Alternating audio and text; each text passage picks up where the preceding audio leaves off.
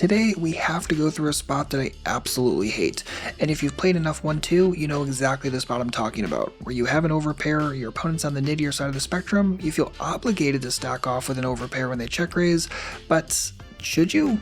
GTO says no, but let's look at the spot together. Good morning, how we doing today? My name is James Sweeney, aka Split Suit, and today I want to review a hand with you. This was from vlog number 11, though it didn't make it in the actual vlog episode. I still thought this was worth reviewing and going into a little bit more depth. Alright, and to set up this hand, we are playing live 1-2 with a 200 max buy down in Orange City, Florida. We are in the hijack down at pocket queens, not complaining. Limp from the player just in front of us.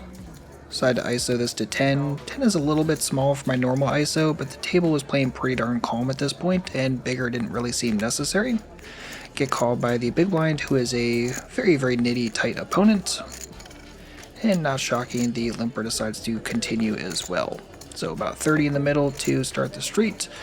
Quick check from both players. Flop is 5-4 deuce rainbow, and I decide to fire this out for 15 in a three-way pot. Now, one of the nice things about being able to review spots after sessions is you can go back and look at your bet sizing in a lot more detail, and I think in this exact spot, it is 31.5 pot bet is totally normal here in a three-way pot. I still think in a live 1-2 game, this could be a little bit bigger. Something like 20 or 25 is going to do much better in my opinion. Yes, there are some two pairs, there are some sets that are available for these players, but I think there's going to be a lot of like single pocket pairs, like 6s, 7s, 8s, 9s, 10s, that you can definitely get value from. And while the open limper shouldn't have things like 9s and 10s, it's live 1-2, and that's very possible. So the bigger bet is just simply to exploit the fact that they're going to likely continue with any ace-x hand, any pocket pair, any single pair kind of hand, and as such I think you get a little bit bigger here. Not necessarily GTO approved, but I think in an exploitative world it's totally fine, and no, I'm not incredibly worried about balancing it live 1-2. So with all that out of the way, get a check raise up to 30 by the big blinds. Other player goes away. And this right here, given stack depth, is one of my least favorite spots in live cash. Because think about it. You have a nitty opponent, doesn't have full stacks to start the hand, decides to check min raise, and decides to check raise when they're not even closing action, right? There's still a player between us and them. This has all the markings of that common setup where you take an overpair and you just stack it off against a nit and feel like a complete dumbass when they show pocket fives. So I think it's worthwhile going through this two different ways, if nothing else so I can sleep a little bit better at night. First, let's go through the GTO approved side of things, and let's also go through the raw math and see if our play here makes any sense. Alright, so if we start with the solver side of things, we have to use a special solver for this because this is a multi-way pot, and we can use the simple three-way solver for this, since this is actually exactly a three-way pot to go. So have all the ranges in here. They're mostly inspired by the exploitative live ranges from the GTO Ranges app, so if you're looking for them or wondering where they're coming from, that is it. And if we kind of hover down here, we notice that player 1, or the big blind in this situation, should be checking this pretty much 100% of the time. Player 2 should actually only be checking this about 50% of the time, but anyway, we end up firing this for about half pot. These numbers, by the way, are in big blind, so double it to get actual bet sizes and pot sizes. And after we bet, let's just see what player 1 or the big blind should be doing, and noticing that they should be raising this just about never. 1.4% of the time, most of it is going to be folds, a little bit of calling, and by a little bit I mean 40%, so about 60-40 between calling and folding, with a little bit of raising. Very little actually being in there. So if we were even to hover over this, I mean, there's not much, right? All the raises are going to be in green, which is a little bit of like parry kind of stuff, but just in general, like most of that stuff should be called instead of check raised. So at this point, we're pretty much out of solver land entirely, since our opponent is taking an action, and especially with a size that the solver is really not super enamored with. So let's just look at it from more of an exploitative and purely mathematical point of view. So one of the first things I ask myself here is, are there a lot of nuttish or made combos, or just generally combos, that beat me right this moment? And if you look at a board like this, right, you have pocket fives, pocket fours, pocket deuces. All those make sense for a nitty opponent to have, just calling the raise is preflop, you might have a little bit of made straights. Maybe it's ace-3 suited, but I don't think you're looking at something like 3-6 suited by any stretch of the imagination from a tighter player. And even if it is something like ace-3 suited, maybe that's a chunk of the time, but I don't even know they're calling that 100% of the time preflop. But in a situation like this, okay, not a ton of combos of that. Are there any 2 pairs? Maybe 5-4 suited, but because those are not, they're mismatched on the board, there's only 2 combinations of that. So we're not talking about a heap of like super strong combos. And then I start asking myself, would they ever do this with pocket 3s, with pocket 6s? Pocket 7s, 8s, 9s, 10s, maybe jacks. And you might say, jacks, really? But is a nitty player really going to 3-bet that every single time preflop? I don't think so. And then you also have to say, okay, well, they're a nitty opponent. Maybe they have aces and kings here. And I think that's fair, but I think there's a couple things going against that. First and foremost is that nitty players are usually pretty darn scared of those hands getting sucked out on, so I don't think they're necessarily inclined to call all those combinations preflop and then also go multi-way to it, because the limper is likely going to call 2. And then even if they did make that call preflop, I don't think they're going to check min-raise this flop, right? If they have kings, I think they're just too panicky about a 4 straight coming up and getting blasted by any ace-x, and if they have aces, again, I just don't see it from a nitty opponent a lot of the time. That check min-raise specifically I think is very interesting and very telling. So with all that said, let's push play and see what I ended up doing. No greens or anything? Yeah, that's right. Okay. End up making the jam. So let's talk about this and see if it's any good. So again, this isn't a spot that I'm like hyper enamored with. I'm not like fist pump jamming here, but I think it's worthwhile taking a moment. And again, this is one of the benefits of studying hands off session, is that you can really dig into it, check the math behind it, and make sure that it's okay, or just see if your assumptions overall lead to an okay decision, or if maybe you need to update a couple of things in your overall strategy.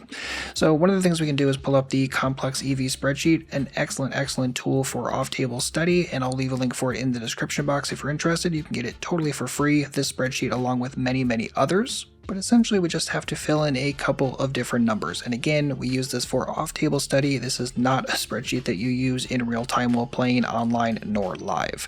So we just need a couple different numbers. First is how often we think they're going to fold right this moment. Second is the current pot, which right this moment before we jam is $76. The win money is $186. That's our opponent's stack, plus the original pot, plus our 15 that we fired with originally on the flop. And then how much are we losing if we shove and get called and lose?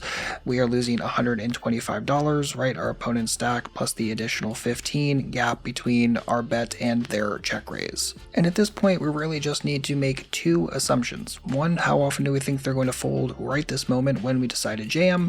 And number 2, if we end up getting called, right, we shove, our opponent calls, what is our equity right that moment? So our equity would go in the win percentage, and then how often they're folding would go right here. So if we were to say, okay, they're pretty much never going to fold, right? We think they really just have the nuts. They're a nitty opponent. So let's just say they're going to fold a whopping 10% of the time. And how often are we going to win? Well, we think they're nitty. When they continue, we're absolutely smoked. So let's just say, I don't know, maybe we have 10% overall equity in this spot. Well, obviously a jam in that spot would be absolutely horrific. But the interesting thing, and what you really learn by playing with tools like this, is as you start ratcheting those numbers and changing them ever so slightly, all of a sudden you can see how the EV is going to be impacted and whether that shove is going to be good or bad. So in this spot, let's just say they're actually going to be folding a little bit more often. Let's just say they're folding 25% of the time. And when you end up getting called, you still have really bad equity. Okay, well, still not great. But what if they're occasionally going to continue with things like pocket 6s, pocket 7s, pocket 8s, right? Some percentage of the time. Now all of a sudden your overall win percentage, your overall equity in the spot is going to go up. Let's say that goes up to 20%. Okay, well, again, still negative, but we're getting there. If we think they're going to fold half the time, right? Maybe they're doing that some percentage of the time with overpair like 7s or 8s, and they end up making the check raise fold. Well, again, still not high in the overall equity when we end up getting called, but now all of a sudden the EV is starting to ratchet up to positive a little bit. What if they're actually going to continue with a lot more of those combos, say the 6s, 7s, 8s, 9s, maybe they're folding 70% of the time? Oop, that doesn't make any sense. 70, please. Thank you so much. And all of a sudden, our overall equity gets up to something like, I don't know, 55%. Well, now here we are. So again, you can always get more granular and precise with this. Pull up something like Flopzilla Pro, pull up something like Aqualab, and get your precise equities and the precise folding frequencies from your opponent. But even if there's a little bit of extra folding, maybe more than you might think at first glance, this shove can get better and better and better. But we still have to compare it to just calling here. And I think a lot of players would just call here. I mean, you're getting great pot odds right this moment, you're closing action, you have an opponent who should be probably not check raising here a tremendous amount of the time, yet alone for a check min raise, and as such I could see just wanting to call. But the way that I think about it is this: if they have a hand that they're overvaluing right this moment, right, being silly with a slight overpair or pocket threes or whatever, why just call here and let a possible overcard come off on the turn that slows them down entirely, right? If they have something like 6s, 7s, 8s, 9s, why just let a jack pop on the turn for pretty much no reason, and then all of a sudden you're not getting the payoff? And are you really inducing a lot of bluffs if you call here? I don't think so. So it's the kind of spot where you can kind of let a lot of bad things happen, and there are some runouts that are not particularly great either. So if they're showing any amount of interest, if they're making some goofy overvalue as something like a single pair or a slight overpair in this spot, then I think it makes the most amount of sense to get the most amount of pressure in right this exact moment. Again, things are very different if you have a different player type, different opponent type, but against a nitty opponent, I think shoving this is going to be way better than calling, and I just don't see folding. Again, given the combo count, given the way that everything is rolling out here, given the basic math of the situation, I think shoving is going to be a little bit better. So with all that said, let's see what ends up happening. Again, we shove it. Opponent is still thinking. And they finally hit the fold button. Ship the nice little pot over to us, and I think this is an important spot to review because we're so used to shoving in this spot and getting snapped off by fives and hating life and thinking, of course they have pocket fives. And this is a nice reminder that sometimes nits are going to do goofy things too. Obviously, we know that fishy opponents and just randos are definitely going to do random things all the time. However, even in this exact situation, what is the nit likely doing? I suspect they're making some sort of mistake along the way.